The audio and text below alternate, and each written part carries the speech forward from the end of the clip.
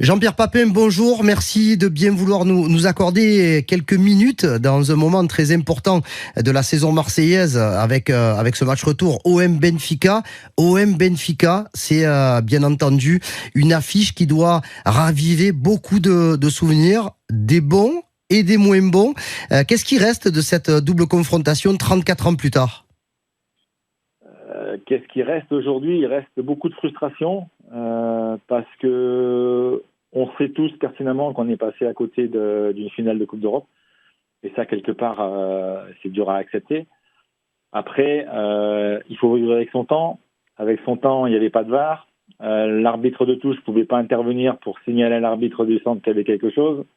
Et puis surtout, moi, ce qui me frustre encore plus, et surtout aujourd'hui, c'est que Vata n'ait jamais accepté de dire qu'il avait mis la main. Quand on le voit à la télé, on voit que ça. Mais lui, pour lui, il n'a pas mis la main. Donc, je ne sais pas ce qu'il a mis, mais nous, on a l'impression qu'on l'a inventé.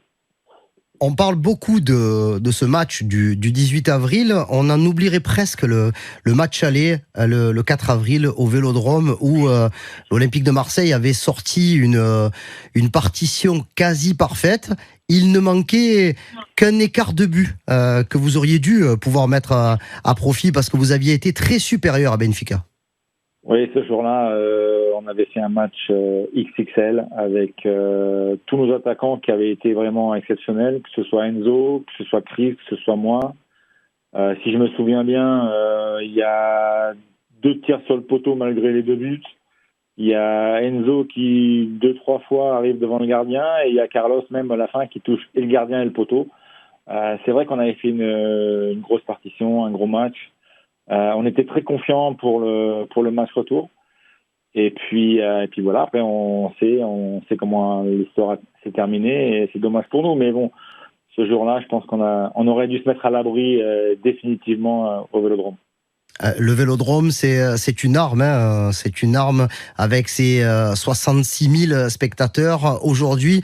Alors à l'époque, le Vélodrome était dans une configuration un petit peu plus restreinte, mais on a quand même l'impression que dans ce stade, tout est possible pour l'Olympique de Marseille. On l'avait vécu également en 2018 avec le quart de finale retour contre Leipzig. Il y a, je dirais, une ambiance, il y a quelque chose qui laisse aussi espérer par rapport à... Il y a pas que le résultat du match aller qui nous laisse espérer. Il y a surtout, je dirais presque, cette ambiance marseillaise. Oui, dans ce stade, il y a une âme, une vraie âme de vainqueur. Et je crois que ces supporters-là, demain ou après-demain, ils vont être derrière toi, ils ne vont être que pour toi. Et voilà, il faut s'en servir. Moi, je trouve qu'on s'en sert pas assez, mais voilà. Quand tu as la chance d'avoir 66 000 fans derrière toi qui ne pensent qu'à une chose, c'est te voir gagner, il faut vraiment les faire participer au maximum aux ébats même. Jean-Pierre, sans rentrer trop dans les considérations stratégiques, tactiques, quand on a perdu un quart de finale aller 2-1, que le but à l'extérieur n'a plus la même valeur que par le passé, qu'est-ce qu'il faut faire pour essayer de se qualifier tout simplement contre Benfica? Déjà, il faut jouer comme on sait le faire, sans se poser de questions. Moi, je dirais que même il n'y a que le cœur qui va être important là. Je veux dire, tout donner pendant 90 minutes, sachant que derrière, il peut s'ouvrir une page assez exceptionnelle. Pas se retenir, voilà, pas se retenir, donner 90 minutes, et puis espérer qu'on va trouver la faille très vite. Parce que je pense, quand j'ai vu le match aller, je pense que c'est possible. Ben, c'est tout ce que l'on espère. Je terminerai juste par une petite question, mi-félicitation par rapport au parcours de l'équipe réserve de l'Olympique de Marseille qui va très très bien. On a l'impression que cette équipe est quasi inarrêtable. Alors peut-être pas, mais que l'amalgame entre le nouveau staff avec les joueurs, c'est bien réalisé là.